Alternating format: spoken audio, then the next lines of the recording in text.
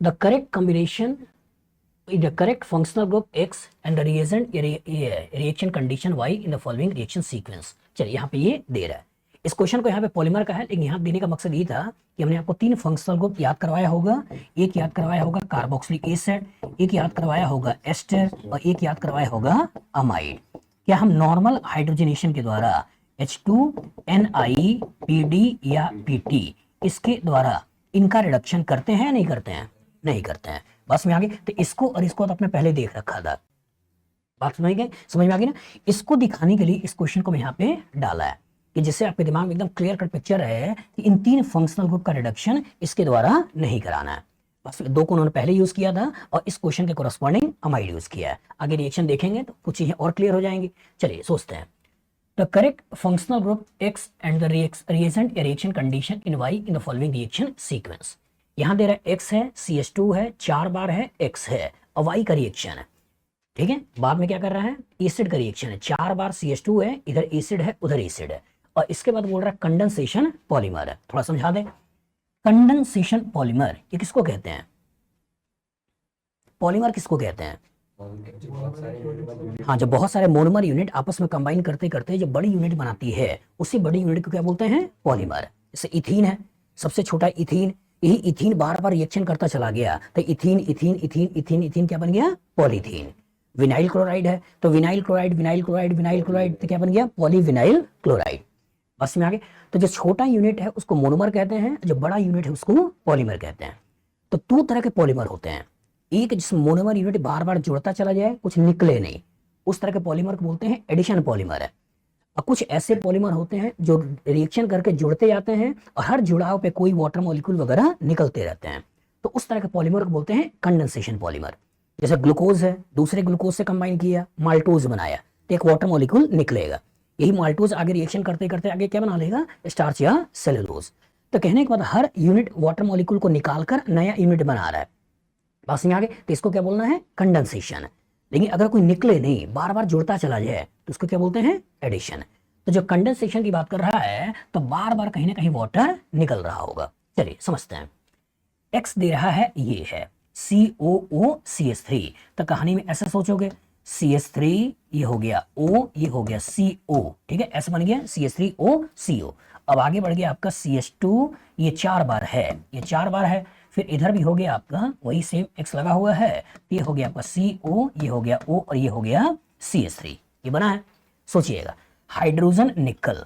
ठीक है, मतलब क्या हम एस्टर का इसके द्वारा रिडक्शन करें या ना करें? ना करें। हमने अवॉइड किया है, एसिड को एस्टर का अमाइड का रिडक्शन नहीं करना है। मतलब इसके द्वारा हमको रिडक्शन करके अल्कोहल नहीं बनाना है। गलती से भी अगर आपने बना दिया तो वो अल्कोहल और एसिड आपस में रिएक्शन कर लेंगे और वाटर को निकाल देंगे, एस्टर बन जाएगा, तो पॉली एस्टर बना लोगे। बस में आगे। तो कहने का मतलब ये है कि एस्टर का रिडक्शन इसके द्वारा नहीं कराना है। बस में आगे। फिर से बोल रहे हैं, गलती से भी करा दिया तो एस्टर से अल्कोहल बना दोगे और अल्कोहल और एसिड आपस में रिएक्शन करके एस्टर बना लेगा। हो सकता है आंसर आप लगा लेते हैं। बस में आगे। लेकिन इसमें हमको रिएक्शन नहीं कराना है।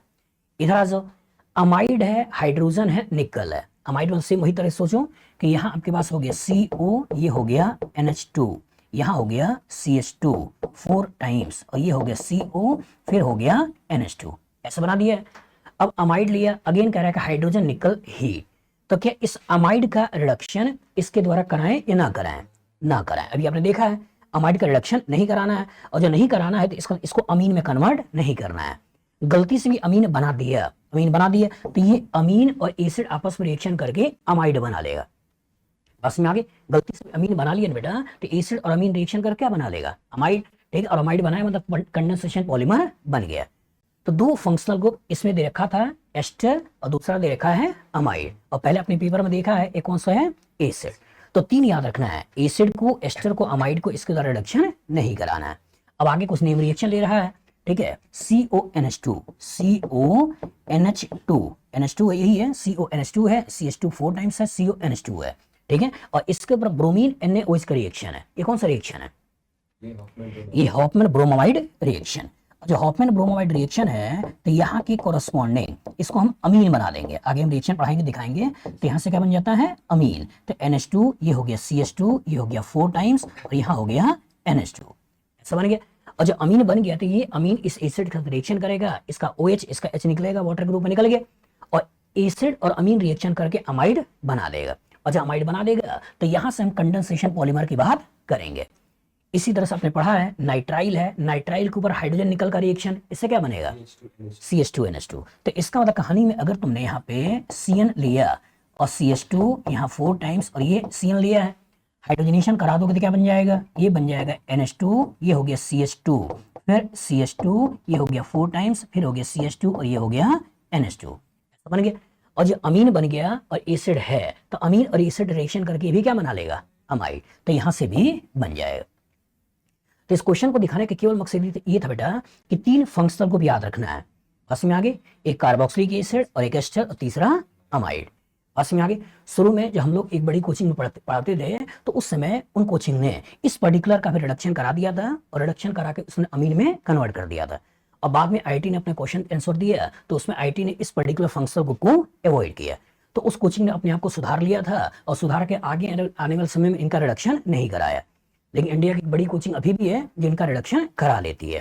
तो पता नहीं वो कैसे आंसर को बताती होगी, वो भगवान जानते हैं। केमिस्ट्री के इस क्वेश्चन को करने के बाद आपको मजा तो खूब आया होगा।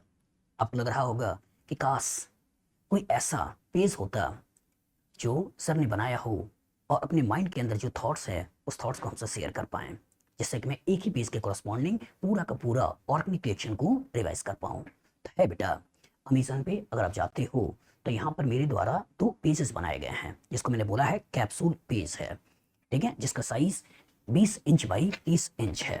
मतलब ये कुछ इस तरह का साइज का कैप्सूल पेज है, आप देख सकते हो, जिसका साइज 30 इंच बाई 20 इंच है।